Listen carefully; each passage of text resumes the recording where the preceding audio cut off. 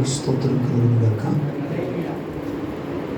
లేదా ఈ సమయంలో దేవుని యొక్క వాక్యంలోనికి వెళ్ళాలి. బైబిల్ గ్రంథంలో ప్రతి ఒక్కరు కూడా పరిశుద్ధ గ్రంథంలో ఉండే ఎఫెసీయులకు రాసిన పత్రిక 5వ అధ్యాయం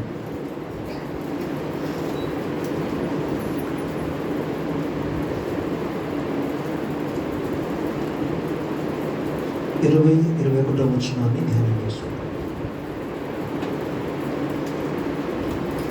మన ప్రభువైన యేసుక్రీస్తు పేరట సమస్తమును గూర్చి తండ్రి అయిన దేవునికి ఎల్లప్పుడూ కృతజ్ఞతాస్తుతులు చెల్లించుచు క్రీస్తునందలి భయముతో ఒకరికొకడు లోబడి ఉండుడి.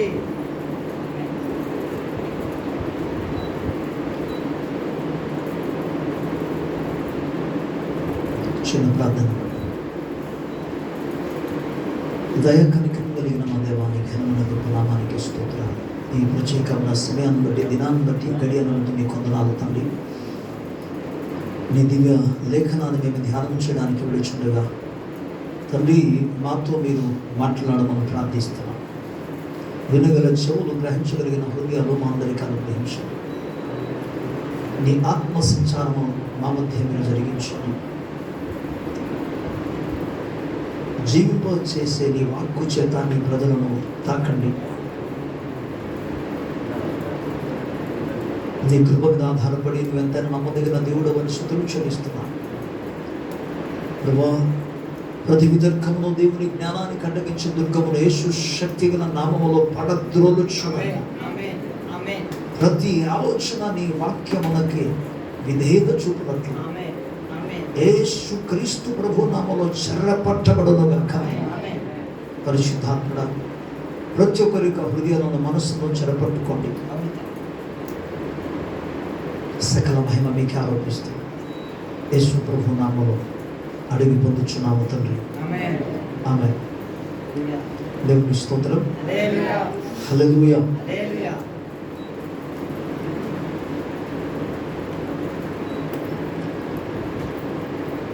మరోసారి త్రియక దేవుని యొక్క ప్రేమ, కృప, సమాధానము, ఆదరణ మనందరికీ తోడై ఉండును గాక. ఈరోజు దేవుని పరిశుద్ధ గ్రంథం నుండి ఎఫెసీయులకు రాసిన పత్రిక 5వ అధ్యాయము 20-21వ వచనంలో మన ప్రభువైన యేసుక్రీస్తు పేరట సమస్తమును గూర్చి తండ్రి అయిన దేవునికి ఎల్లప్పుడూ కృతజ్ఞతాస్తుతులు చెల్లించుచు క్రీస్తునందు భయముతో ఒక్కరినొక్కడు లోబడి ఉండుడి.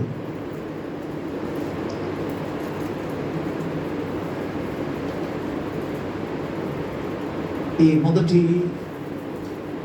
8వ నెల మొదటి వారంలో మొదటి దినాన్న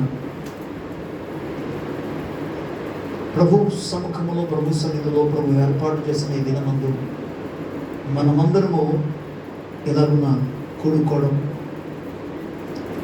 ప్రభుకు మహిమ, అలాగే మన వ్యక్తిగత జీవితాలకు అది ఎంతో క్షమకరం.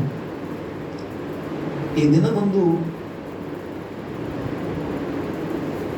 ప్రభు యొక్క శరీరమైన రొట్టెను, ఆయన రక్తమైన ద్రాక్షారసమును మనము తిని త్రాగి పాల్గొనబోతున్నాం. ఈ సందర్భంలో దైవ వాక్యములో నుండి ప్రత్యేకంగా 21వ వచనాన్ని మీ ముందు పెట్టడానికి ప్రభు మాకు ప్రేరేపింపగా ఈ మాటలు మీకు తెలియజేస్తున్నాను. క్రీస్తు నందలి భయముతో ఒకరినొకడు లోబడి ఉండుడి.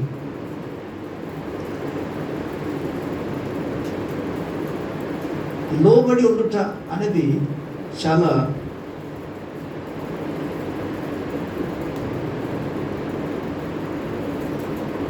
కష్టకరంగా ఉంటుంది. ఎవరికి లోబడని వారికి కష్టంగా ఉంటుంది. కానీ లోబడడం అలవాటు ఎక్కున్న వారికి ఎటువంటి కష్టం అనిపించదు. లోబడుట లేదా విధేయత చూపుట, ఇందులో మీకు భాషలో మూల వాక్యము, అది మూల భాష ఏంటంటే గ్రీక్ భాష, న్యూ టెస్టిమెంట్, కొత్త నిబంధన. అందులో ఈ పదం ఏంట్రా బాబు అని చూస్తే అందులో ఏమంటే లోబడుట లేదా విధేయత చూపుట అనే పదానికి ఇంగ్లీష్లో మరో పదం వాడేది ఏంటంటే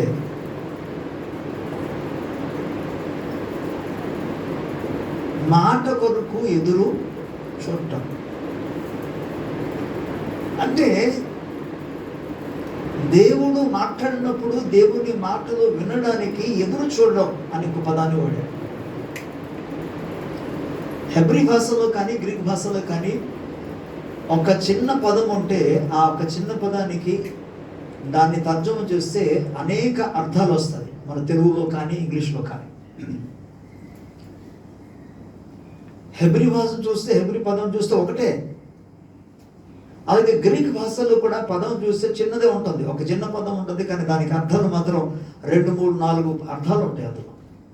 సో అందులో ఈ విధేయత అనే వాటికి చెప్పిన మాట ఏంటంటే, ఒకటి ఆయన మాట కొరకు ఎదురు చూడటం. ఇక మరో పదం ఏం రాయబడిందంటే సబ్జెక్షన్ అని పదం వాడాడు. సబ్జెక్షన్ లేకపోతే కమిటెడ్. సబ్జెక్షన్ అనే పదానికి అర్థం ఏంటంటే పూర్తిగా ఆయన యొక్క అధికారమునకు అప్పగించుకోవడం. yielding oneself to the word of God. తనను తాను సంపూర్ణంగా అప్పగించుకోవడం. ఈ విధేయత అనేది ఎక్కడ మనకు కనబడుతుంది? ఈ లోబడి స్వభావం ఎక్కడ కనబడుతుంది అంటే మొదటిసారిగా మొట్టమొదటి వ్యక్తిలో యేసుక్రీస్తులో మనకు కనబడుతుంది. చాలామంది ఉన్నారు, వాళ్ళ గురించి మీకు ఒకవేళ సమయం దొరికితే చెప్తాను. కానీ మొదట మనం గమనిస్తే యేసుక్రీస్తులో కనబడుతుంది ఈ విధేయత. ఎందుకంటే ఆయనకు తండ్రి అయిన దేవుడు చెప్పిన పనులు, తండ్రి అయిన దేవుడు ఆయనతో చెప్పిన మాటలు అంత సులువైనది కాదు. ఎందుకు అని అంటే పరలోక రాజ్యాన్ని విడిచిపెట్టి భూలోకంలోనికి రావాలి. దీనికి విధేయత చూపాలి. ఓకే, ఒకసారి టూర్ చేసి వచ్చిన ఆయన అని అంటే ఓకే అనిపిస్తుందేమో, కానీ తండ్రి అన్న దేవుడు టూర్ చేసి రావడానికి పంపలే. ఇప్పుడు మన ఫిలిప్పులకు రాసిన పత్రిక 2వ అధ్యాయం, ఫిలిప్పులకు రాసిన పత్రిక 2వ అధ్యాయంలో మనకందరికీ తెలిసిన సుపరిచితమైన లేఖన భాగం ఇక్కడ కనబడుతుంది. 6వ వచనం నుండి 5వ వచనం నుండి చదువుకుందాం. క్రీస్తు యేసునకు కలిగిన ఈ మనస్సు మీరును కలిగి ఉండుడి. ఆయన దేవుని స్వరూపము కలిగిన వాడే ఉండి దేవునితో సమానముగా ఉండుట విడిచిపెట్టకూడని భాగ్యమును ఎంచుకొనలేదు, కానీ మనుషుల పోలికగా పుట్టి దాసుని స్వరూపమును ధరించుకొని తన్ను తానే రిక్తునిగా చేసుకున్నాడు. అంటే భూలోకమునకు రావడానికి కొన్ని రూపాలు ధరించుకోవాలన్నాడు. ఆ రూపం ఏంటి? మొదటిది మానవ రూపం. దేవుడు మానవ రూపమును ధరించుకొని రావాలి. ఒకటి. ఈ మానవ రూపంలో కూడా ఇంకా కొన్ని స్టేజ్లు ఉన్నాయి. ఆ స్టేజ్ మన స్థితిని మనం గమనిస్తే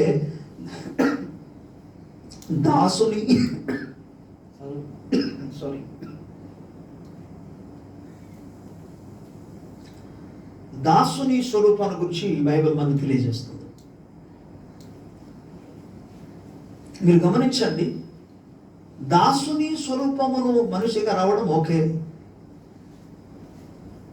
ఒక రాజులాగా ఎక్కడో ఒక రాజ్యములో అధికారిగా జన్మించడం ఓకే. కానీ తండ్రి అన్న దేవుడు యేసుక్రీస్తు ప్రభువును నేర్పించిన విషయం, చెప్పిన విషయం ఏంటంటే నువ్వు మనిషిగా వెళ్ళాలి.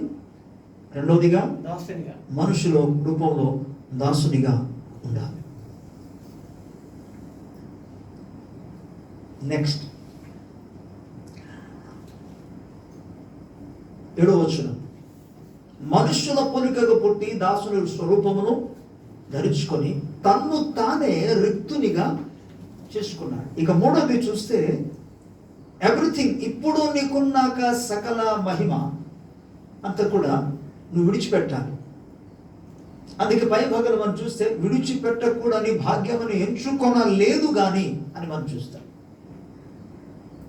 బట్ తండ్రి మాటకు లోబడ్డానికి, తండ్రి చిత్తమునకు విధేయత చూపడానికి యేసు ప్రభు వారు సమస్తాన్ని కూడా ఓకే అన్నాడు. చివరికి నేను మీకు ఇంతకుముందు చెప్పినట్టుగా ఒక్కసారి వెళ్ళి విహారయాత్ర అంటే ఒక విధంగా చెప్పాలంటే టూరిజం చేసి మళ్ళీ తిరిగి వచ్చేయడానికి కాదు. అక్కడ యేసు ప్రభువుకు తండ్రి దేవుడు ఏమన్నాడంటే నువ్వు అక్కడికి వెళ్ళి 33.5 సంవత్సరాలు జీవించాలన్నాడు.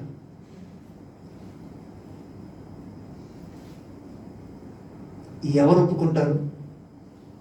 ఇప్పుడు కాలంలో అలాంటి మాటలు చెప్పారు అనుకోండి. ఈ 33.5 సంవత్సరాలు జీవించే కాలంలో నీవు సాధారణ మనిషి దగ్గర జీవించాలి, నీవు ఆకలి దప్పును అనుభవించాలి, మనుషుల మధ్య నివాసం చేస్తూ మనుషుల స్వభావాలలో వారు ఇబ్బంది కలిగించిన, శ్రమను పెట్టిన, అవమానపరిచిన, నిందలు పెట్టి మోపిన, నీవు కరెక్ట్గా జీవించినప్పుడు కూడా నీ మీద వారు నేరారోపణ చేసిన వాటన్నిటి కూడా నువ్వు భరించాలి. వారు నిందించినప్పుడు, అవమానపరిచినప్పుడు, హింసించినప్పుడు తిరిగి జవాబు ఇవ్వకూడదు. చూడండి కండిషన్స్ ఎలాగ ఉన్నదో ఆలోచించాలి. ప్రతిదానికి యేసుక్రీస్తు ప్రభు వారు ఓకే ఓకే అని ఒప్పుకుంటూ వచ్చారు. చివరికి నువ్వు మరణించాలి. కాకపోతే ఆ మరణం సామాన్యమైన మరణం కాదు.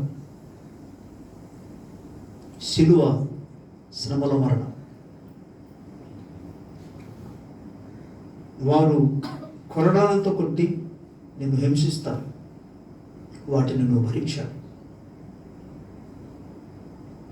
వాటిని నువ్వు అంగీకరించాలి. పెడతావా? ఇవన్నీ చేస్తావా? కింద భాగాలు ఏమాట్లాడు మనం చూద్దాం. 8వ వచనం. మరియు ఆయన ఆకారముందు మనుషుడుగా కనబడి మరణము పొందినంతగా అనగా సిలువ మరణము పొందినంతగా విధేయత చూపిన వాడై తన్ను తాను తగ్గించుకొనెను. దేవునికి స్తోత్రం కలుగును.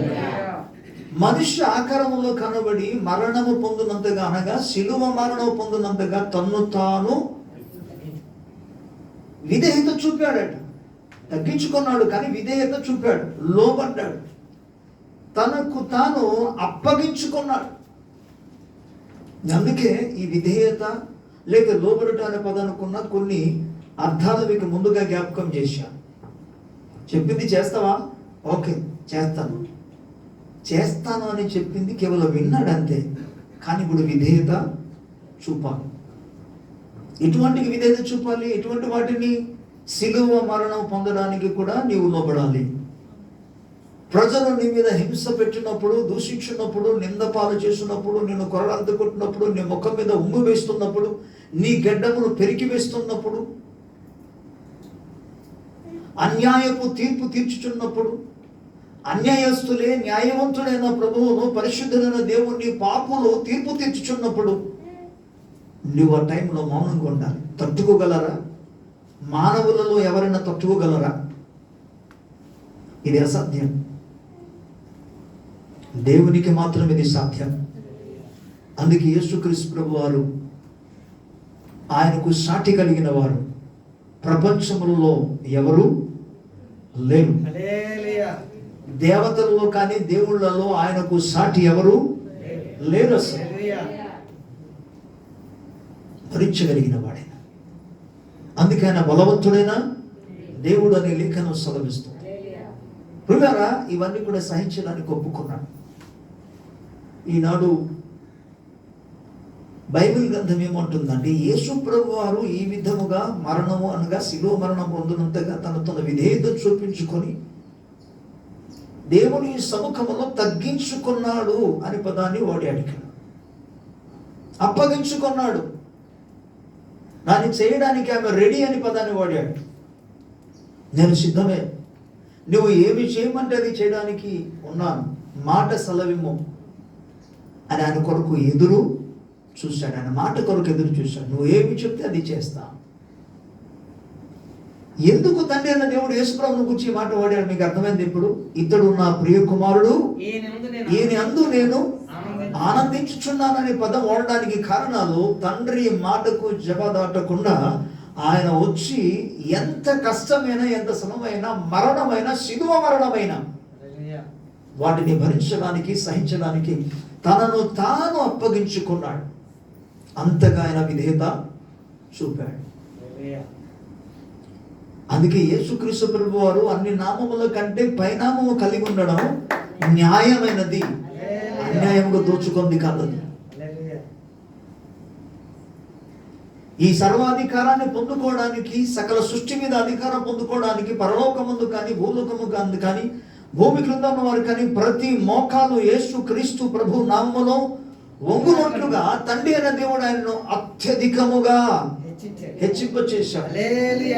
ఎవరి మీద హెచ్చింపచేశాడంటే పరలోక రాజ్యములో తండ్రి అయిన దేవునికి తప్ప అన్నిటి మీద ఆయన అందరి మీద హెచ్చింప చేశాడు, అధికారం అనుగ్రహించాడు.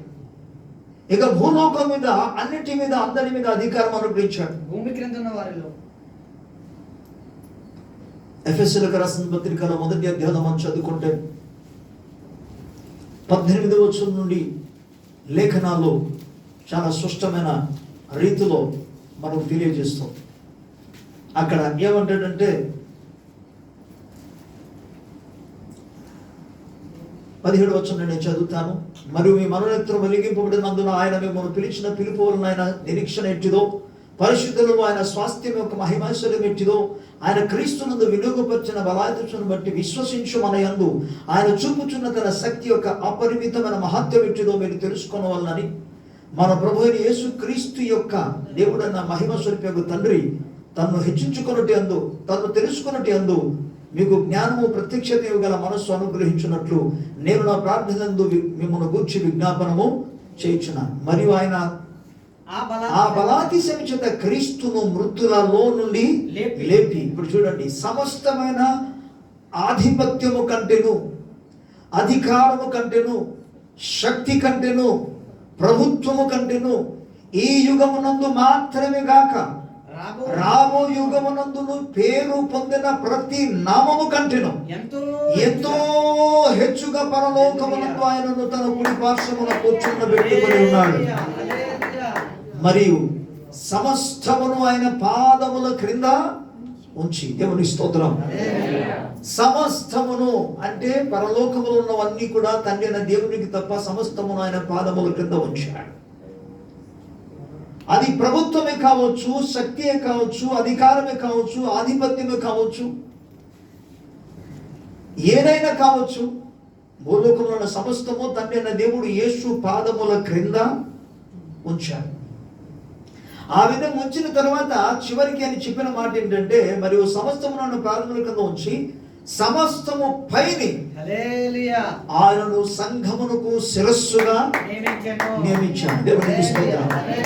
సమస్తమునకు పైగా యేసుక్రీస్తు ప్రభువును తండ్రి అయిన దేవుడు శిరస్సుగా నియమించాడు, head.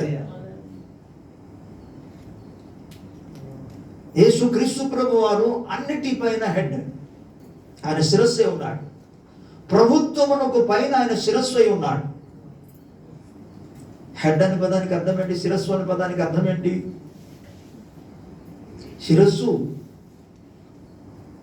Head of the department, HOD,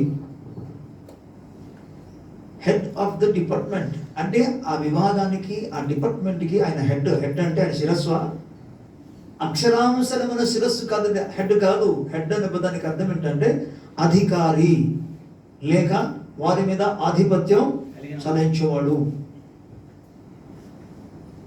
so ప్రభుత్వం మీద అధికారము కలిగిన వాడు యేసుక్రీస్తు ప్రభువు. Because Jesus Christ is the head of the our nation. మన దేశమునకు ఆయన హెడ్. ఎవరు? యేసు ప్రభువు. ఓవర్ ఆల్ ది డొమినియన్, ప్రభుత్వాల మీద, ఆధిపత్యం మీద, ఓవర్ ద రూలర్స్, అధికారుల మీద ఆయన అధిపతి అయి ఉన్నాడు. హల్లెలూయా. సమస్తమును ఆయన పాదముల క్రింద ఉంచాడు. శక్తి మీద అధికారము కలిగి ఉన్నాడు. శక్తి కంటేనో అనే పదాన్ని వాడాడు. అది కూడా ఆధిపత్యం అనే పదాన్ని వాడుతున్నప్పుడు సమస్తమైన అనే పదం వాడాడు ముందు. కొన్ని అధికారుల మీద కాదు. ఈ విధంగా ఆయన అధికారం పొందడానికి కారణం, అంత ఉన్నతమైన నామమును అధికారం ఆయన పొందుకోవడానికి కారణం, ఆయన శిలువ మరణం వరకు ఆయన విధేయత చూపాడు కాబట్టి. దేవుని స్తోత్రం. మీకు ఒక సూత్రాన్ని చెప్తున్నాను వాక్యార్థాన్ని బట్టి. విధేయత కలిగి జీవించుచున్న వారు అధికారాన్ని పొందుతారు. విధేయత కలిగి జీవించుతున్న వారికి హక్కు ఉంటుంది, ఇస్తారు. దేవుడే ఇస్తాడు హక్కు.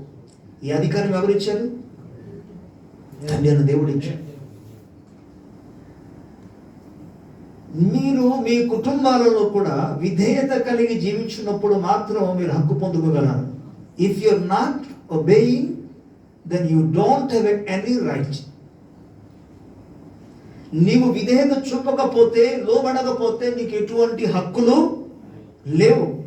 According to the word of God, దేవుని వాక్యానుసరముగా. నువ్వు స్వతగా అధికారం చలాయించడానికి ప్రయత్నం చేస్తే ఒక దినాన్న తన్ను తాను హెచ్చించుకున్నవాడు తగ్గించబడతావు, అణచేయబడతావు. ఒక దినాన్న సిగ్గుపడవలసిన పరిస్థితి వస్తుంది. కానీ నువ్వు విధేయత కలిగి జీవిస్తే ప్రభువు ద్వారా అధికారం పొందుతావు, ప్రభువు ద్వారా హక్కును పొందుకుంటావు. దేవుని స్తోత్రం. హల్లెలూయా.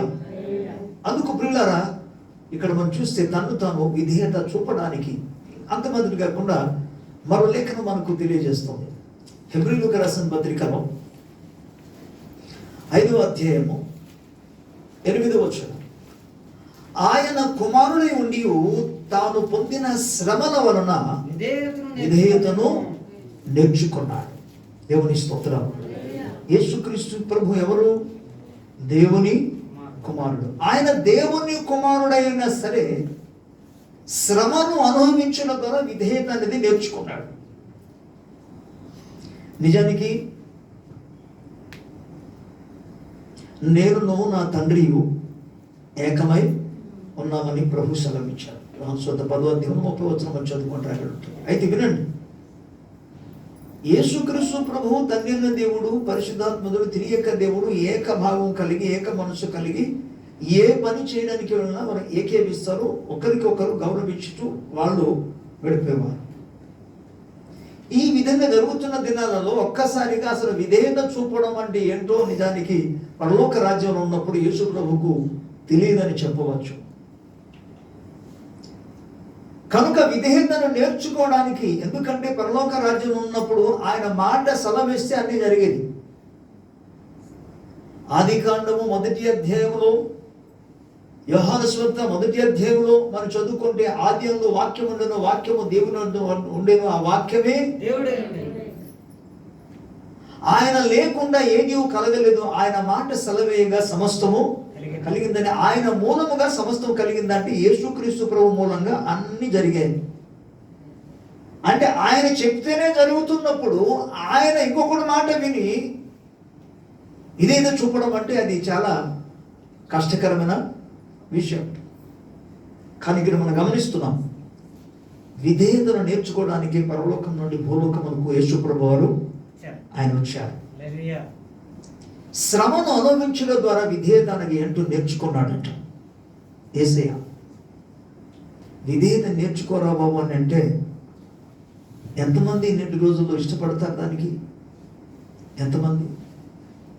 ఓకే, ఇక మనం పోతే దేవుని వాక్యాన్ని చూస్తే మత్తయి సువార్త 8వ అధ్యాయంలో మనం చూస్తే ప్రభు మాటకు సమస్తము కూడా లోబడుతున్నాయి. ఏమి లోబడుతున్నాయి? గాలి, తుఫాను యేసుక్రీస్తు ప్రభు అనే మాటకు లోబడుతుంది. 8వ అధ్యాయము 27వ వచనంలో మనం చూస్తే 26, 27 వచనంలో, అందుకు ఆయన అల్ప విశ్వాసులారా ఎందుకు భయపడుచున్నారని వారితో చెప్పి లేచి గాలిని సముద్రమును గద్దింపగా మిక్కిలి నిమ్మళమాయెను. ఆ మనుష్యులు ఆశ్చర్యపడి, ఈయన ఎట్టివాడో, ఈయనకు గాలియు సముద్రమును లోబడు చున్నవని చెప్పుకొని. ఎవరు లోబడుచున్నారు యేసుక్రీస్తు ప్రభువుని? గాలి. ఆ దృశ్యాన్ని నేను ఒకసారి ఆలోచించాను. గాలిని సముద్రమును యేసు ప్రభు ఏం చేశారు? గద్దించారని రాబడింది. గద్దించిన వెంటనే అబ్బా ఎంత చక్కగా పరిశుద్ధాత్ముడు అక్కడ వివరిస్తాడంటే, మిక్కిలి అమ్మ గట్టిగా ప్రభుకి స్తోత్రం చెప్తాను. హల్లెలూయా. గాలి లోబడుతుంది, సముద్రము ఆయన మాటకు లోబడుతుంది, తుఫాను ఆయన మాటకు లోబడుతుంది. ఇంతకు ముందు మీకు చెప్పాను కదా, అన్నిటి మీద ఆయన అధికారం కలిగి ఉన్నాడు. కాబట్టి అంత మాత్రం కాదు, దాని కనీసం గాలి, సముద్రం, తుఫాను ఆయన సృష్టికర్త అని ఎరిగి ఆయన మాటకు లోబడుతున్నాడు. ఆయనే సృష్టికర్త అని, ఆయనే వాటిని పుట్టించాడని, ఆయనే వాటిని కలవజేశాడని అవి ప్రభువుకు లోబడుతున్నాయి. కానీ తన స్వరూపంలో సృజించబడిన మానవులు మాత్రం ప్రభు మాటకు లోబట్టాలి, కనబట్టలే. ఇక్కడ దేవుని వాక్యంలో కొద్ది మాటలు మీకు తెలియజేస్తా. మనం చదువుకున్న మూల వాక్య భాగంలోనికి మనం వద్దాం. ఎఫెసీయులకు రాసిన పత్రికలోనికి వెళ్ళొద్దాం. ఈ ఎఫెసీ పత్రికలో మాట్లాడుతూ ప్రభు నందు అనే పదాన్ని వాడాడు. దేవుని స్తోత్రం. క్రీస్తు నందలి భయముతో ఒక్కడినొకడు లోబడి. ఎందుకు ఒకరికొకరు మనం లోబడాలట? ఎందుకు లోబడాలి? తలబెట్టి చూడండి, చూస్తున్నా. ఎందుకు లోబడాలి అంటే ఆ పక్కన వాడాడు, క్రీస్తునందు భయముతో. నీవు లోబడాలి. ఎందుకంటే క్రీస్తును గూర్చిన భయాన్ని బట్టి, దైవ భయాన్ని బట్టి నువ్వు లోబడాలి. అవతలున్న వ్యక్తి ఎటువంటి వాడు అది కాదని ముఖ్యమైనది. అవతలున్న వ్యక్తి మంచోడా చెడ్డవాడా కాదు, అది కాదు ముఖ్యమైనది. నీవు లోబడవలసినది దేనికి అని అంటే క్రీస్తునందు భయముతో. నువ్వు ఎవరు? నీవు క్రీస్తు రక్తము చేత కొనబడిన వ్యక్తి. నీవు దేవుని బిడ్డవు. నీవు క్రీస్తుకు సంబంధించిన వాడు. యేసు క్రీస్తు యొక్క ముద్దు బిడ్డ అని చెప్పవచ్చు. కాబట్టి దేవుని రాజ్యమునకు సంబంధించిన వాడు, పరలోక రాజ్యమునకు నువ్వు సంబంధించిన వ్యక్తివి. అందుకు నువ్వు గమనించవలసిన విషయం ఏంటంటే, నువ్వు దేవుని బిడ్డవు కనుక క్రీస్తునందు భయముతో. ఇక్కడ గమనించాను, మీకు తర్వాత చూపిస్తాను. ఎవరికి లోబడాలి? ఈ మాటలు చూడండి, ఒకరికి ఒక్కడు. దేవుని స్తోత్రం. హల్లెలూయా. ఒకరికి ఒకరు మనం లోబడవలసిన అవసరత ఉంది. నేను చెప్తున్నానా? ప్రభు మాటలు చెప్తున్నాయా? ప్రభు చెప్తున్నాడు. పరిశుద్ధాత్ముడి జ్ఞాపకం చేస్తున్నాడు, ఒకరికి ఒకరు మనం లోబడాలి. నేను మరలా చెప్తున్నాను, ఎందుకు లోబడాలంటే క్రీస్తునందు భయం కలిగి. మీరు అనొచ్చు, పాస్టర్ గారు వాళ్ళు మంచోళ్ళు అనుకో, ఓకేనండి, కానీ వాళ్ళ పరిస్థితి అసలు బాగలే, ఎలాగని లోబడతాం? అలాంటి భావన ఆలోచన కలిగిన అందరూ కూడా శ్రద్ధగా వినండి. మీకు చూపిస్తాను లేఖనంలో, దాని గురించి కూడా వాక్యం ఏం చెప్తుందో చూపిస్తాను. సో మొదటి విషయం, ఒకరికి ఒకరు లోబడాలి. ఇక రెండోదిగా వెంటనే కింద వచనానికి మనం వస్తే, స్త్రీలారా ప్రభువునొక వలె మీ సొంత పురుషులకు లోబడి ఉండాలి. ఇప్పుడు స్త్రీలు పురుషులకు లోబడి ఉండాలి. ఆయన బాగాలేనండి, అసలు ఆయన సరిగ్గా ప్రవర్తించాడు, అసలు చాలా ఇబ్బంది పెట్టేస్తాడండి. ఒకసారి తిడుతాడండి, ఒకసారి కొట్టేస్తాడండి. ఎక్కడ ఎలా మాట్లాడాలో తెలియదండి. అవును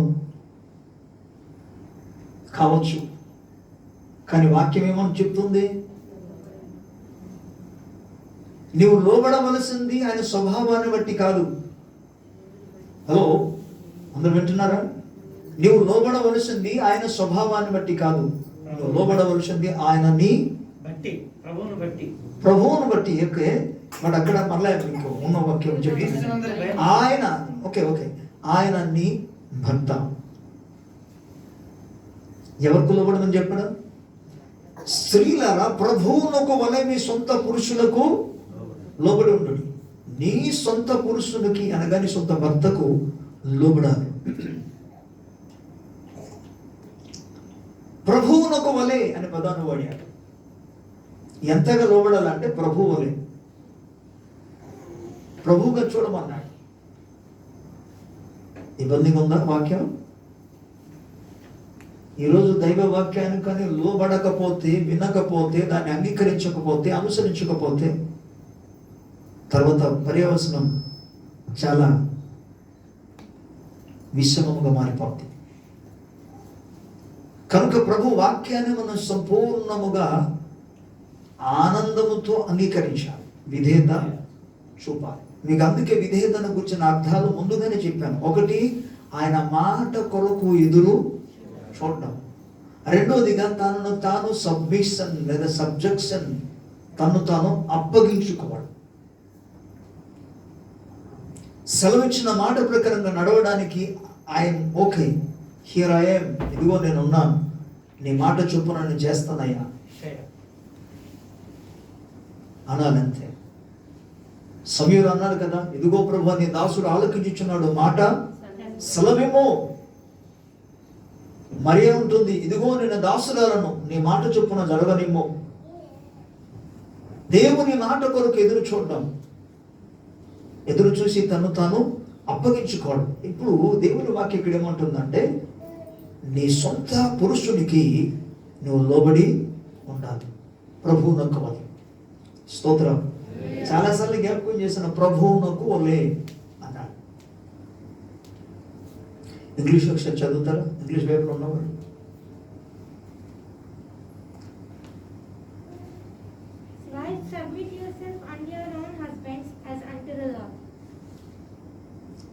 ప్రభువునకు లోబడినట్లుగా, ప్రభువునకు విధేయత చూపినట్టుగా, ప్రభువునకు తను తాను భక్తి చూపించినట్లుగా నిన్ను నీవు నీ సొంత పురుషునికి అనగా నీ భర్తకు లోబడ.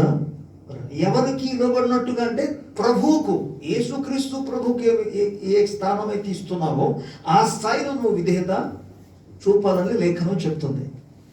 మళ్ళీ చెప్తున్నాను వినండి. రోజు పాస్టర్ గారికి దొరికిపోయింది, ఇంకా ఏ వాక్యం దొరకలే, ఇక స్త్రీల గురించి మాత్రం భలే చెప్పేస్తున్నారు ఈయన.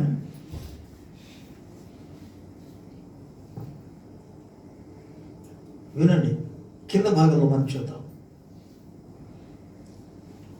ఓన్లీ లోబడుట అనే అంశంలో మనం ధ్యానం చేసుకుంటున్నాం కాబట్టి విధేయత చూపే విషయంలో ఆ విధంగా విధేయత చూపాలని ప్రభు వాక్యం మనకు స్పష్టంగా తెలియజేస్తుంది. ఇక నెక్స్ట్ భాగాన్ని మీకు చూపిస్తాను, చూడండి. 6వ అధ్యాయంలో 5వ వచనం, దాసులారా యథార్థమైన హృదయము గల వారే భయముతోనూ వణక్కుతోనూ క్రీస్తునకు వలె శరీర విషయమై మీ యజమానుడైన వారికి విధేయులై ఉండుడి. ఇప్పుడు దాసుల గురించి మాట్లాడాడు. దాసులు ఎవరికి లోబడాలి, విధేయత చూపాలి? యజమానులకు. అయితే ఆ యజమానులకు లోబడాలి, కానీ ఏ విధంగా అంటే, ఒకటి యథార్థమైన హృదయము గలవారే. ఆ యథార్థమైన హృదయం అనే పదం వాడాడంటే, నీ యజమాను నీ దగ్గరికి వచ్చినప్పుడు, లేదా పక్కన పెడితే మీకంటే పై అధికారుల దగ్గరికి మీరు వచ్చినప్పుడు, ఆయన దూరంగా ఉన్నప్పుడు ఒక రకంగా ప్రవర్తించి ఆయన దగ్గరికి వస్తే ఏమో యాక్టింగ్ చేయడం కాకుండా, ఆయన దూరంలో ఉన్నా దగ్గర ఉన్నా, నీ ముందు ఉన్నా ఎక్కడ ఉన్నా యథార్థముగా వినయము కలిగి భయముతోనూ వణుకుతోనూ అతనికి లోబడాలి. ఇంకేమన్నాడంటే క్రీస్తునకు వలె, మళ్ళా అదే పదం వాడాడు. మనము 5వ అధ్యాయము 22వ చదువుకున్నవేంటి? ప్రభువునకు వలె అనగా యేసుక్రీస్తు ప్రభువుని గురించి ఇక్కడ చెప్పాడు. ఇప్పుడు ఇక్కడికి వచ్చిన తర్వాత కూడా దాసులు కూడా ఏం చేయాలట? అక్కడ కూడా క్రీస్తునకు వలె వారికి లోబడాలట. యజమానులకు, తమపై అధికారులకు. యజమానుని యొక్క పదంలో ఇక అధికారులు మనం పెట్టిద్దాం. క్రిందనున్న ప్రతి ఒక్కరు కూడా ఆ విధంగా లోబడాలి. ఇలా చేయటం ద్వారా ఏమి జరుగుతుందంటే తండ్రి అయిన దేవునికి మహిమ కలుగుతుంది. ఇప్పుడు చూడండి 6వ వచనం నుండి చదువుతాను. మనుషులను సంతోషపెట్టు వారు చేయనట్లు కంటికి కనబడుటకే కాక క్రీస్తు దాసులమని ఎరిగి దేవుని చేసినట్టు కాక దేవుని చిత్తమును మనఃపూర్వకముగా జరిగించుచు మనుషులకు చేసినట్టు కాక ప్రభువునకు చేసినట్టే ఇష్టపూర్వకముగా సేవ చేయుడి. ఏ విధంగా ఇష్టపూర్వక చేయాలట? చూడండి, ప్రభువునకు వలె, క్రీస్తునకు వలె. అది కూడా ఏదో మనసులో బాధతో కాకుండా, కష్టంతో కాకుండా, ఇబ్బందితో కాకుండా, బలవంతంగా కాకుండా ఇష్టపూర్వకముగా. దేవుని స్తోత్రం. హల్లెలూయా, హల్లెలూయా. పరిపూర్ణమైన విధేయత ఇక్కడ చూపాలని జ్ఞాపకం చేస్తున్నాడు. ఇక దీనికి సంబంధించి ఒకసారి మనం పేతురు రాసిన పత్రికలోనికి వెళ్తాం.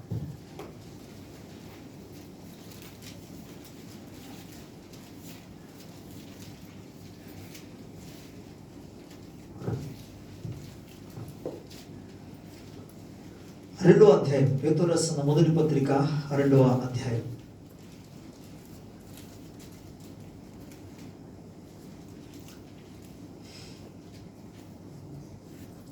నేను 17వ వచనం నుండి చదువుతాను. అందరినీ సన్మానించుడి, సహోదరులను ప్రేమించుడి, దేవునికి భయపడుడి, రాజును సన్మానించుడి. ఇప్పుడు వినండి, పనివారులారా, మంచివారును సాత్వికులైన వారికి మాత్రము కాక మోస్కరులైన మీ యజమానులకును పూర్ణ భయముతో లోబడి ఉండు. ఇంతకుముందు మీకు చెప్పాను. ఇక్కడ చూశారు, ఎలాంటి వారికి భయపడాలి? ఇప్పుడు చాలా మంది ఏమనుకుంటారంటే, ఆయన మంచోడైతే నేను ఎందుకంటే లోబడను, ఆయన చెప్పింది అసలు ఎందుకు నేను వినను అని పదం. కానీ ఇక్కడ ఏమంటున్నాడంటే, సాత్వికులు, ఇక్కడ అంటాడు మంచి వారును సాత్వికులైన వారికి మాత్రము కాదు. ఎవరికి? ముష్కరులైన మీ యజమానులకు. అంటే వారు ఎటువంటి స్థితిలో ఉన్నా సరే ఆ భయం, ఇంకా అది కూడా చూడండి, పూర్ణమైన భయముతో అట లోబడి ఉండాలట. పూర్ణ భయముతో లోబడాలట, పరిపూర్ణమైన భయముతో. ఏం జరుగుతుందో తెలుసా? మళ్ళా చెప్తున్నా, విధేయత కలిగి జీవిస్తే నీవు అధికారాన్ని పొందుకుంటావు. విధేయత కలిగి జీవిస్తే నువ్వు మేలును పొందుకుంటావు. విధేయత కలిగి జీవిస్తే నీవు దేవుని యొక్క ఆశీర్వాదాన్ని పొందుకుంటావు. స్తోత్రం. ఇక్కడ మరో విషయాన్ని మీకు చెప్పాలి. అదేంటంటే, చాలా సందర్భాల్లో పాస్టర్ గారు ఒకవేళ అది దైవికమైన కార్యాల గురించి చెప్పారు అనుకోండి, నేను చేస్తానండి. వినండి, ఒక దాసుడు తన యజమానునికి సేవ చేస్తున్నప్పుడు గమనించండి, అక్కడ చేస్తున్న సేవ మీకు ఎఫెసీ పత్రికలో చూపించినట్లుగా అది కేవలం నువ్వు సేవ చేస్తున్నది నీ యజమానికే, కానీ దేవుడు దానిని చూచుచున్నాడు. నువ్వు చేస్తున్న సేవ కార్యాలు దేవుడు చూస్తున్నాడు. ఆయన చూస్తున్నాడు కాబట్టి ఆ స్థాయిలో నిన్ను ఉంచాడు. అసలు ఒక విధంగా చెప్పాలంటే, నీవు ఆ స్థానంలో ఉన్నావు, దాసుని స్థానంలో ఉన్నావు, లేకపోతే పలానా స్థానంలో వర్కర్గా నువ్వు ఉన్నావు, ఒక ఉద్యోగస్తుడిగా ఉన్నావు. అక్కడ నీకు నియమించాడు, అక్కడ ప్రభువు నీకు నియమించాడు, అక్కడ ప్రభువు నిన్ను ఉంచాడు. దేవుడు నిన్ను ఏ స్థానంలో ఉంచినా ఆ స్థానంలో ఉండి నీకు అప్పగించిన పనిని నీవు యథార్థముగా దాన్ని చేసుకోవాల్సిన అవసరం ఉంది. సేవ చేశారా? దానియేలు అన్యుల దేశములో, బబులోను దేశములో, కల్దీయుల దేశములో సుమారు ఇంచుమించుగా 3-4 రాజుల కాలంలో ఆ దేశ ప్రజలకు ఆయన సేవ చేశాడు దానియేలు. యోసేపు ఐగుప్తు దేశంలో ఉన్న ప్రజలకు ఆయన సేవ చేశాడు. సేవ చేసింది ఎవరికి? దేవుని ప్రజలకా? కాదే. కల్దీయుల దేశంలో ఉన్నారు, ఇక్కడ చూస్తే ఐగుప్తు దేశంలో ఉన్నారు. కానీ ఎక్కడ ఎవరు ఏమి చేస్తున్నారు అనేది, ఎక్కడ సేవ చేస్తున్నారు అది ఇక్కడ పాయింట్ కాదు. ఇక్కడ సేవ అన్న వెంటనే కేవలం దేవుని సేవ ఉత్తమం అనేదాని మాటలో సందేహం లేదు. కానీ అదే సమయంలో దేవుడు ఒక్కొక్క వ్యక్తికి ఒక స్థలములో ఆయన ఏర్పాటు చేసి నియమించాడు. You have to be faithful in that place. ఆ స్థలంలో, ఆ స్థానంలో, అక్కడ నువ్వు నమ్మకస్తుడుగా పని చేయాలి. నువ్వు నమ్మకంగా పని చేస్తే దేవుడు అక్కడ నిన్ను హెచ్చింప చేస్తాడు. దేవునికి స్తోత్రం. హల్లెలూయా. ఇప్పుడు సమూయేలు చూడండి, బాలుడుగా ఉన్నాడు. సమూయేలు మొదటి గ్రంథంలో మనకు కనబడుతుంది. అతను బాలుడుగా ఉన్నాడు, నమ్మకంగా తన పని చేసుకుని వెళ్ళాడు. ఎవరికి సేవ చేశాడు ఆయన? బైబిల్ అని రాయలేదు. సమూయేలు ఎవరికి సేవ చేశాడంటే ఏలీ యాజకునికి సేవ చేశాడు. కానీ దేవుడు దాన్ని చూశాడు, నమ్మకంగా పని చేస్తున్నాడని. ఏలీ తర్వాత నెక్స్ట్ పరిచర్య ప్రభు సమూయేలుకే అప్పగించాడు. అదే కుటుంబంలో మరి 2 కుమారులు ఉన్నారు, ఏలీకి కుమారులు ఉన్నారు. వాళ్ళు ఏమయ్యారు? గర్వంగా ప్రవర్తించారు. నన్ను ఎవరు మాకి చెప్పగలిగిన ఎవరు? మా నాన్నగారు యాజకుడు కదా, ఇక మాకు చెప్పేవాళ్ళు ఎవరు ఉన్నారు అని ఇష్టానుసారంగా గర్వంగా ప్రవర్తిస్తూ జనాల దగ్గర కూడా సరిగ్గా ప్రవర్తించలేదు. వాళ్ళ దగ్గర మాట్లాడడం వేరుగా ఉంది, వారి క్రియలు వేరుగా ఉంది, సమస్యను కూడా చాలా తేడాగా ప్రవర్తిస్తున్నారు. ఏం జరిగింది తెలుసా? చచ్చారు వాడు. గర్విష్ఠులను దేవుడు ఎలాగ అణచివేయాలో ఆయనకి తెలుసు. దేవునికి ఎవరు చెప్పక్కర్లే. మీ నాన్నగారు ఎవరైనా కావచ్చు, నువ్వు సరిగ్గా ప్రవర్తిస్తే ప్రభు నిన్ను కాపాడుతాడు. అందుకు అసలు ఒక విధంగా చెప్పాలంటే ఎటువంటి పేరు ప్రఖ్యాతి లేని ఎల్కానా అనే వ్యక్తి ఒక సామాన్యమైన ఇశ్రాయేలు ప్రజలు, ఇశ్రాయేల్ దేశంలో ఒక సామాన్యమైన వ్యక్తి అయిన ఇశ్రాయేలీయుడు. అతని కుమారుడు ఏంటండి ప్రవక్తగా మారిపోవడం, నాయకుడుగా న్యాయాధిపతిగా మారిపోవడం ఏంటి, యాజకుడిగా మారిపోవడం ఏంటి? యాజకులు కుమారులు అనబడుచున్న వాళ్ళందరేమో చచ్చిపోవడం ఏంటి? కారణం ఏంటి? అందరూ చెప్పాలి. వాటి కారణం ఏంటి? లోబడిన వారి జీవితంలో ఉన్నతమైన అధికారాన్ని పొందుకున్నారు, ఆస్వాదించబడ్డారు, ఇతరులకు దీవెనకరంగా ఉండగలిగారు. ఈ లోబడకుండా ఇష్టానుసారంగా ప్రవర్తించిన వారి పరిస్థితి ఏంటంటే చచ్చారు.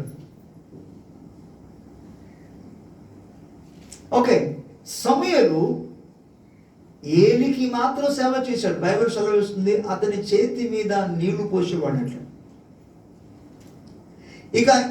ఇంకా ముందుకు వెళ్ళిపోతే మోసేకు మరొక వ్యక్తి సేవ చేసేవాడు.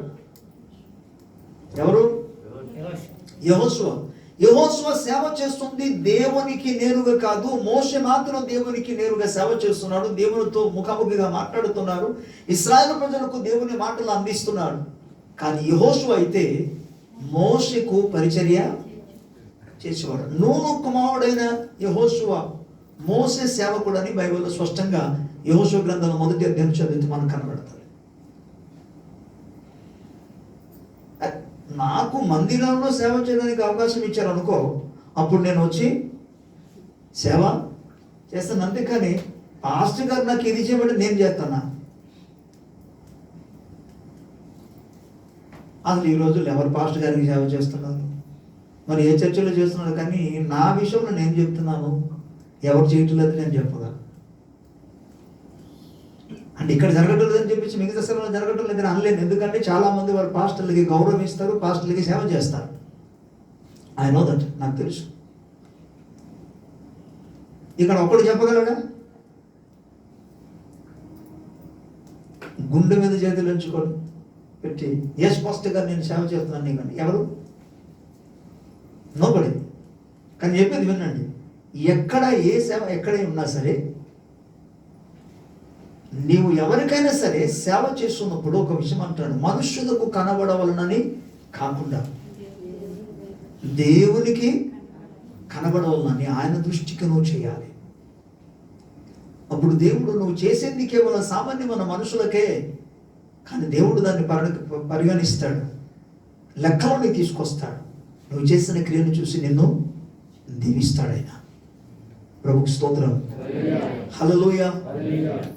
ఇక తర్వాత ఇదే పేతురు రాసిన పత్రికలో 2వ అధ్యాయంలో మరో మాట కూడా మీకు చూపిస్తాను. చూడండి 13-14 వచనం. మనుష్యులు నియమించు ప్రతి కట్టడకును ప్రభువు నిమిత్తము లోబడి ఉండుడి. మనుషులు ఒక్కొక్కసారి ప్రభుత్వం ద్వారా కొన్ని కట్టడాలు వస్తాయి, కొన్ని నియమాలు వస్తాయి. వాటిని కూడా ఏం చేయాలట? లోబడాలి. మనం కొన్నింటిని లోబడాలి, తప్పదు. ఎవరి నిమిత్తం లోబడాలి? ఇప్పుడు చూడండి, మేము అలా చేయమండి అంటే ఎదిరించమనుకోండి, ప్రభుత్వానికి నువ్వు వ్యతిరేకిస్తున్నావు. నువ్వు వ్యతిరేకించడము దైవ చిత్తం కాదు. మనుషులు ఏర్పాటు చేసిన, మనుషులు నియమించిన వాటి కూడా కొన్నిటిని మనం తప్పకుండా వినండి జాగ్రత్తగా. ఒకటి, సువార్త ప్రకటించే విషయంలో, వాక్యము బోధించే విషయంలో, ప్రార్థన చేసే విషయంలో ఎవడైనా సరే చేయకూడదు అన్నాడు అనుకో, వాటిని మాత్రం ఎదిరించవచ్చు. కానీ మిగతా వాటిలో ఏ పని వాళ్ళు చెప్పిన, ప్రభుత్వం వాళ్ళు కావచ్చు, సామాన్య ప్రజలు ఏదైనా నియమాలు పెట్టినా వాటికి లోబడి ఉండాలి. ఎందుకంటే మనం ప్రార్థన చేయకుండా ఉండలేము, సువార్త ప్రకటించకుండా ఉండకూడదు. ఎందుకంటే ప్రభు చెప్పాడని సువార్త ప్రకటించమని. సో దైవ చిత్తానికి వ్యతిరేకముగా ఎవరైనా నియమాలు తీసుకొస్తే వాటి విషయంలో వివేకము కలిగి, తెలివి కలిగి మన పని చేయాలి, కానీ ఎదిరించడము కాదు. ఓకే, దేవుని స్తోత్రం.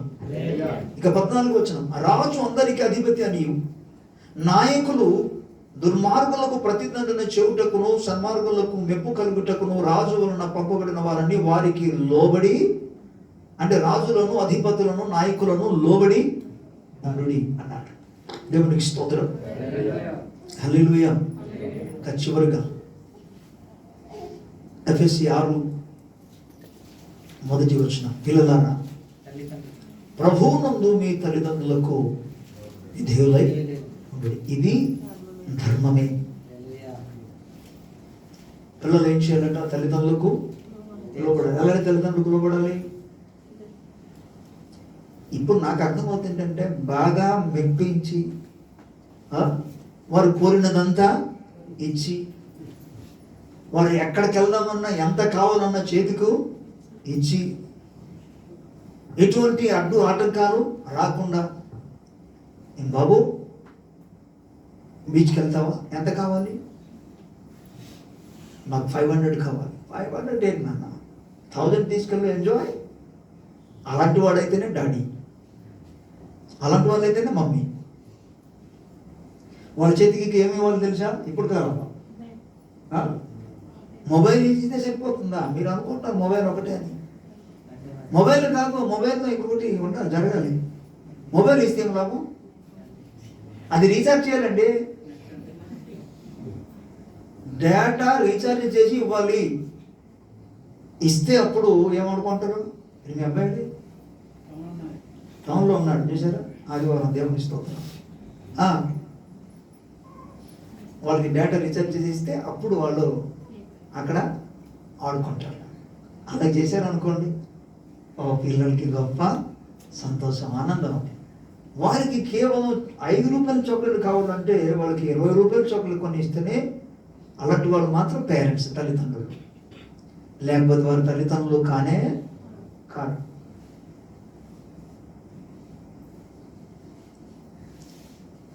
ఒక 1500 డ్రెస్సు కావాలని అనుకుంటే 1500 కాదు, నేను నీకు 3000 రూపాయల డ్రెస్సు కొని ఇస్తానంటేనే డాడీ, మమ్మీ.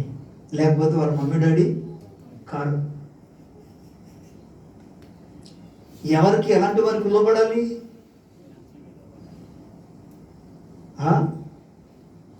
ప్రభు ప్రభు ఇక్కడ ఏమంటున్నాడంటే, పిల్లలారా ప్రభువునందు. అరే పాయింట్ అంతా ఒకటే. మీరు ఎక్కడికి వెళ్ళినా అది స్త్రీ పురుషుల మధ్య కావచ్చు, ఓకే, దాసుడు యజమానుల మధ్య కావచ్చు, అధికారులు కావచ్చు, అధిపతులు కావచ్చు, నాయకులు కావచ్చు, ఇక మూర్ఖులు కావచ్చు, తల్లిదండ్రులు బిడ్డలు కావచ్చు, ఎక్కడికి వెళ్ళినా సరే ఒకటే వాక్యం చెప్తుందంటే ప్రభువు నందు, ప్రభువునకు వలె. భయభక్తితో. అంతమంది ఇంకో మనం చూసాం, ఒకరికి ఒకడు కూడా. పిల్లలారా బా మీ తల్లిదండ్రులకు, ప్రభువునందు మీ తల్లిదండ్రులకు విధేయులై ఉండండి. అంటే సబ్మిట్ అయిపోవాలి పూర్తిగా. ఎంతమంది 2 రోజుల్లో సబ్మిట్ అయిపోతున్నారు? చాలా బాధకరమైన విషయం. పాస్టర్ గారండి ఈ వాక్యం తెలుసండి, తెలిస్తే నువ్వు ఎక్కడ విధేయత చూపా?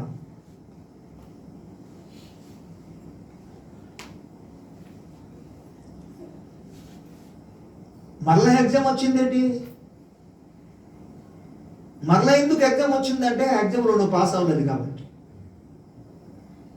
పాస్ కాకపోతే మళ్ళీ ఏం చేస్తారు? No, the same lessons, the same subject will be again taught by the teachers or the faculty. అదే ఆల్రెడీ చదివేశానండి మరి, కానీ పాస్ అవ్వలేదు కదా. పాస్ అవ్వలేదు కాబట్టి మళ్ళీ ఏం జరుగుతుంది? అదే లెసన్స్ మళ్ళీ టీచ్ అవుతుంది. ఇక్కడ ఎవరు కూడా నేను సంపూర్ణంగా అన్ని విషయంలో విధేయతగా జీవిస్తున్న వాళ్ళు ఎవరు లేరు ఇక్కడ. దైవ వాక్యమునకు మనం విధేయత. ఓకే, ఇంతవరకు పరిశుద్ధ గ్రంథంలో నుండి మనం విన్న ప్రతి వాక్యము, ప్రతి మాటలు ఎవరిది? ప్రభు మాటలు, దేవుని మాటలు. ఇప్పుడు దేవుడు ఏం చెప్తున్నాడంటే ఎవరికి లోబడాలో అది చెప్తున్నాడు ఇక్కడ. అందుకే యేసుక్రీస్తు ప్రభువారు చెప్పొచ్చు కదా, మీకేం తెలుసు అండి ఇక్కడ ఉన్న పరిస్థితి, ఆయన ఎలాంటాడు మీకు తెలుసా, ఆమె ఎలాంటా మీకు తెలుసా, పొగడమంట. అందుకనే పాపుల మధ్య తన్ను తాను తగ్గించుకున్నాడు. చెడు స్వభావం కలిగిన వారి మధ్య, అవినీతి పరుల ముందు ఆయన తన ముఖాన్ని, తన యొక్క తలను వంచుకున్నాడు, నోరు మూసుకున్నాడు, తెరవలేదు ఆయన.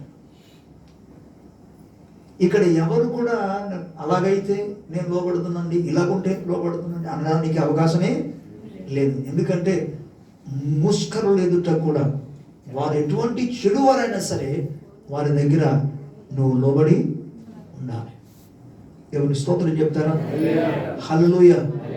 ఈ విధేయత కానీ నేర్చుకోగలిగితే ప్రభు సముఖం నేర్చుకోగలిగితే కాదు, you have to be obey and you have to be definitely follow this. దీన్ని అనుసరించవలసిందే. we must keep the word of God. దేవుని వాక్యమును మనం పాటించవలసిందే. This is not optional. పర్వాలేదులే అనడానికి ఇక్కడ వీల్లేదు. There is no any compromises about the word of God.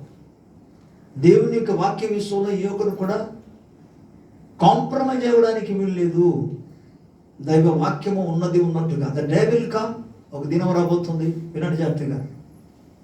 నువ్వు ఎవరైనా కావచ్చు, you have to stand before the throne of God, the judgment of God. ఈరోజు నువ్వు ప్రవర్తిస్తున్న సమాజంలో కానీ, కుటుంబ వ్యవస్థలో కానీ, సంఘములో కానీ, నువ్వు ప్రవర్తిస్తున్న ప్రతి ప్రవర్తన విషయంలో దేవుడు లెక్క అడుగుతాడు, చెప్పాలి. ప్రభు ఎందుకు ఇలా మాట్లాడుతున్నారంటే ఆయన సరిచేయడానికి ఆశ కలిగి మాట్లాడుతున్నాడు. బికాస్ ఆయన రాకడ సమీపంగా ఉంది కాబట్టి. వాటి గురించి మీకు చెప్పడంలే. చైనాలో మొన్న చెప్పాను తుఫాన్ వచ్చిందని, వేల కొలది కార్లని కూడా మునిగిపోయిందని. మరలా ఏమొచ్చింది తెలుసా? ఇసుక తుఫాన్ వచ్చింది. ఒకవైపున వర్షము, గాలి తుఫాన్ అది వచ్చింది. అది వచ్చి కొట్టుకొని పోయిన తర్వాత వచ్చింది ఏంటంటే, వాళ్ళు చెప్పిన మాట సుమారుగా 30 feet కాదు, 30 feet 300 కదా, 300 feet హైట్లో వచ్చింది. ఏది? ఇసుక తుఫాన్. ఎప్పుడైనా విన్నారా ఇసుక తుఫాను అంత ఎత్తున రావడం విన్నారా? ఎప్పుడైనా విన్నారా? ఇంతకుముందు నాకు తెలియదు. ఏమో మీరు ఎక్కడైనా చూశారేమో, లేకపోతే చరిత్రలో చూశారో, లేకపోతే గూగుల్లో సెర్చ్ చేశారేమో, నాకు తెలియదు. కానీ నాకు తెలిసింది ఒకటంటే, this is the first time 300 అడుగుల ఎత్తులో ఆ ఇసుక తుఫాను రావడం. మనకి ఇసుక తుఫాన్లు వచ్చాయి, కానీ అంత ఎత్తున వచ్చిన మంది మనకు తెలియదు. ఎందుకు ఇవన్నీ జరుగుతుంది? ఒక సైడ్న ముంబై ముంచేస్తుంది వాటర్, మరో సైడ్న యుఎస్ఏ ముంచేస్తుంది కొన్ని ఏరియాలో, కొన్ని సిటీలో. ఇక యుఎస్ఏలో మీకు లాస్ట్ టైం మీకు చెప్పాను, -డిగ్రీలో ఉన్న వారికి సుమారుగా 40 డిగ్రీ +40 డిగ్రీ రావడం మూలంగా మొత్తం అనేక ప్రాంతాలు అగ్నితో కాలిపోతున్నాయి. కాలిఫోర్నియా అంతా కూడా, మొత్తం అడివంతా కూడా కాలిపోతుంది. రకరకాల పరిస్థితులు సంభవిస్తుంది ప్రపంచంలో. అంటే ఆ మాటకు అర్థం ఏంటి? ప్రభు రాకడా. అందుకు దేవుడు ఆయన చిత్తానికి, ఆయన వాక్యమునకు, దైవ సేవకులకు, తల్లిదండ్రులకు, కుటుంబ వ్యవస్థలో దేవుడు ఏ నియమాన్ని పెట్టాడో, ఎవరికి లోబడవలనో వారికి మనం లోబడవలసిన అవసరత ఎంతైనా ఉంది. అలాగే చేసినప్పుడే నువ్వు దైవ చిత్తానికి నేను అప్పగించినప్పుడు ప్రభువు నిన్ను దీవిస్తాడు. చెప్పాను కదా, విధేయత కలిగిన వాడికి అధికారం వస్తుంది, హక్కు పొందుకుంటారు, దీవెన పొందుకుంటారు, పదవి పొందుకుంటారు. లోబడిన వారు మాత్రమే. లోబడకపోతే వారు అనుకున్నది ఏది జరగదు. They will lost everything. So మీలో ఏ ఒక్కరు కూడా నష్టపోయేవారుగా, కోల్పోయేవారుగా ఉండకూడదు. ఎలా ఉండాలి? దైవ చిత్తానికి లోబడటం ద్వారా దైవ ఆశీర్వాదానికి కారకులుగా మారాలి. స్తోత్రం. నాట్ ఓన్లీ దట్, మనం ఎప్పుడు చెప్తూనే ఉంటాను, మనం కేవలం ఆస్వాదించబడ్డం కాదు, ఇతరులకు ఆశీర్వాదకరముగా ఉండాలి. You must be a blessing to the people. ఆ విధంగా ఉన్నావా? ఎందుకు జరగటం లేదంటే దైవ వాక్యానికి లోబట్టాలి. Let us come. Let us submit ourselves to the word of God. దేవుని వాక్యం మనకు, పరిశుద్ధాత్మకు, దైవ చిత్తానికి మనం లోబడదాం. ప్రభు తప్పకుండా మీ జీవితంలో గొప్ప కార్యాన్ని చేస్తాడు. ఆమేన్. కళ్ళు మూసుకొని చిన్న ప్రార్థన. ఇంతవరకు మనం విన్న వాక్యాన్ని బట్టి మన జీవితంలో పరిశీలన చేసుకుంటూ, ఒక చెవిలో విని మరో చెవిలో విడిచిపెట్టే స్థితిలో ఉండకుండా, కుటుంబ వ్యవస్థలో పురుషులు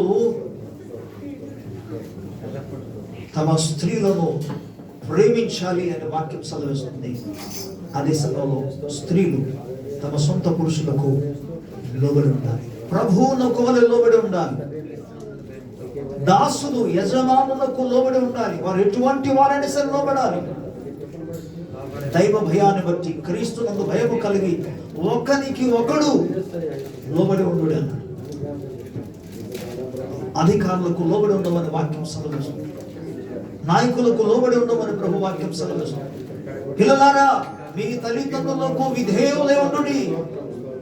ప్రభువును బట్టి అది మీకు ఆశీర్వాదం, అది మీకు మేలు. దైవజనులకు లోబడ్డం మీకు ఆశీర్వాదం.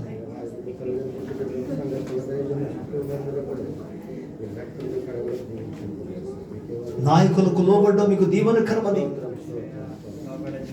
మీరున్న స్థలంలో, ఏ స్థలంలో ఉన్నా సరే, వారికి లోబడి అప్పగించుకొని పనిచేయాలి. ప్రేమ కలిగిన మా తండ్రి, ఈ మాటలో ప్రతి ఒక్క హృదయంలో నాటబడి ఫలించినట్టుగా కృప చూపమని వేడుకుంటున్నాం.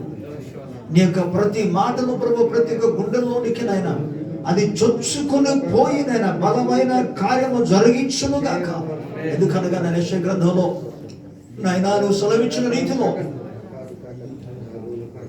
నీ వాక్యము నిష్ఫలముగా నీ యొద్దకు తిరిగి మరలకనైనా నువ్వు పంపిన చోట అది కార్యసిద్ధి కలిగిస్తుంది నాయన.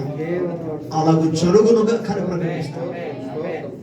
తద్వారా నీ ప్రజలు ఆశీర్వదింపబడి అనేకులకు ఆశీర్వాదకరముగా ఉన్నట్లుగా కృప చూపమని యేసయ్య నామములో వేడుకొనుచున్నాము తండ్రి. Amen. Praise the Lord. God bless you. పిల్లరా ఈ సమయంలో మనందరం లేచి నిలబడదాం. ప్రభువు వల్ల కార్యక్రమం